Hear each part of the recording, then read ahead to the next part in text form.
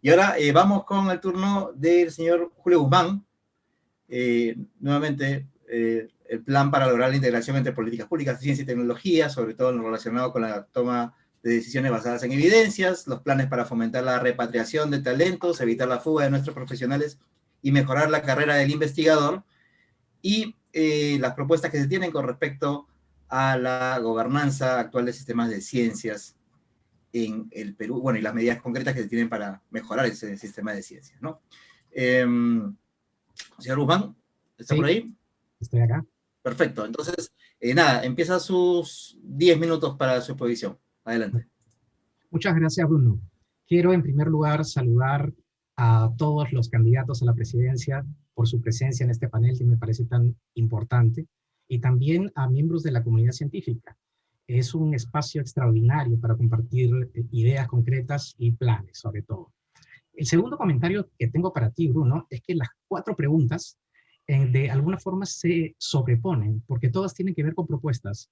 La primera son propuestas, en la segunda, cómo se va a hacer la integración también tiene que ver con una propuesta, la atracción también de nuevo capital humano, y finalmente la pregunta sobre la gobernanza. Entonces, primero quiero decir eso porque todas incluyen propuestas. ¿Qué propuestas tiene el Partido Morado para la ciencia y tecnología? En primer lugar, las propuestas tienen que tener una correlación con una visión que el país debe tener con ciencia y tecnología.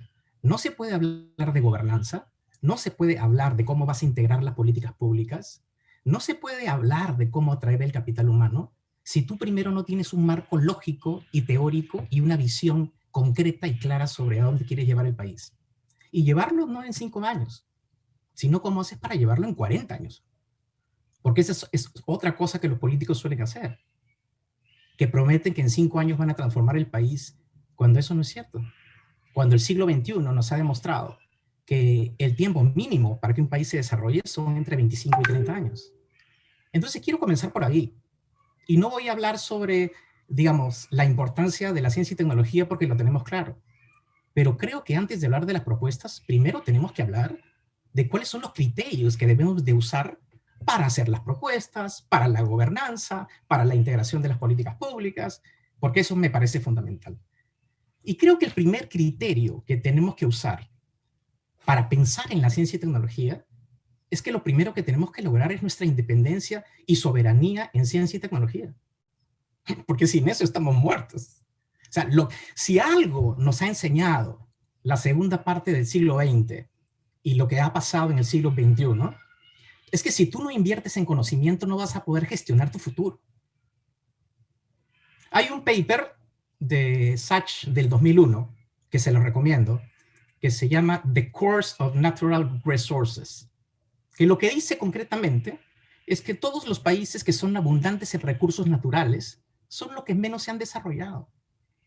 Y aquellos que tienen menos recursos naturales y han invertido más en ciencia y tecnología son los que han mostrado tasas de crecimiento mucho más altas. Entonces, lo primero es la soberanía y la independencia. El segundo criterio para abordar el tema de la ciencia y tecnología es saber escuchar. Es saber escuchar. Si algo yo he visto cuando era viceministro y cuando fui secretario de la PCM, es que todas las propuestas legislativas y los programas del Ejecutivo se hacen sin consultar a las partes que están involucradas. O sea, tú ves un montón de abogados, ves funcionarios, pero no ves a nadie que esté directamente involucrado en el tema que está relacionado con la ley. Entonces, lo primero es escuchar. El segundo criterio es conectar. ¿Y conectar qué? En primer lugar, tienes que conectar a la comunidad científica con las universidades y con el sector privado, porque si no, no tiene sentido. La ciencia y la tecnología está para aumentar la productividad. O sea, si tú no vinculas la ciencia y la tecnología con la productividad, entonces estás bien confundido. Es lo primero que tienes que hacer. Y la productividad se logra cuando el aparato productivo, cuando la matriz productiva usa la innovación, la ciencia, para poder avanzar, para crear nuevos productos, servicios, etc. El tercer criterio que tenemos, antes de ir al otro criterio, conectar también significa crear un ecosistema. La ciencia y tecnología tiene que basarse en un ecosistema y no en un ministerio. En el Partido Morado tenemos clarísimo, el objetivo de largo plazo es que tengamos un ministerio. Ese es el de largo plazo. Pero en el corto plazo lo que tenemos que hacer es crear un ecosistema. ¿Por qué no un ministerio? Que yo sí creo en que debe existir un ministerio, pero no ahora. ¿Por qué no? La razón es muy simple. Porque una persona no aprende a correr si no aprende primero a caminar. Y el Perú está tan poco avanzado en ciencia y tecnología que no podemos saltar del estado primario en el que estamos a tener un ministerio. Porque ni siquiera tenemos la masa crítica para poder hacerlo. Entonces, el crear un ecosistema es otro criterio que tenemos que usar. Otro de los criterios que tenemos que usar es atraer. Atraer. Y atraer fundamentalmente capital humano. Peruanos que se han ido al extranjero y cómo hacemos para que vengan al Perú. Pero también pensar fuera de la caja y decir, ¿por qué solo los peruanos que están en el extranjero? ¿Por qué no pensamos en extranjeros que quieren venir al Perú también? Estuve en Yale enseñando el 2018 y me contactó un americano que sabía que estaba en Yale y fue a buscarme porque hace estudios de medicinas contra la malaria en Perú. Y me dice, Julio, me muero por ir al Perú, pero ¿sabes cuál es el problema? Los sueldos que pagan, la infraestructura que tienen, los equipos que no existen. ¿Cómo voy a hacer? Entonces tenemos que pensar también en eso, no solo peruanos, sino extranjeros que quieren venir al Perú. Y lo otro, finalmente, el criterio final es invertir. Tú escuchas, conectas, atraes, pero si no inviertes, no vas a lograr nada. Y yo me resisto a hablar del gasto en ciencia y tecnología y del presupuesto en ciencia y tecnología. Lo que se hace es invertir, no gastar, que son dos conceptos completamente diferentes. El gasto es una ejecución de un dinero que no tiene mayor impacto en el largo plazo, mientras que la ciencia y tecnología sí. Entonces ahora sí voy a ir concretamente a las preguntas. ¿Cuáles son las propuestas que nosotros tenemos para este tema? En primer lugar, Aprovechando, justo tiene los últimos 3 minutos. Perfecto. Primero tenemos que repensar el sistema que existe, que si es que está de acuerdo a lo que el siglo XXI está pidiendo. Lo segundo que tenemos que hacer es cerrar la brecha digital. Nada va a ocurrir si no cerramos la brecha digital en el Perú. Luego, elevar el presupuesto de ciencia y tecnología, pero también diversificarlo.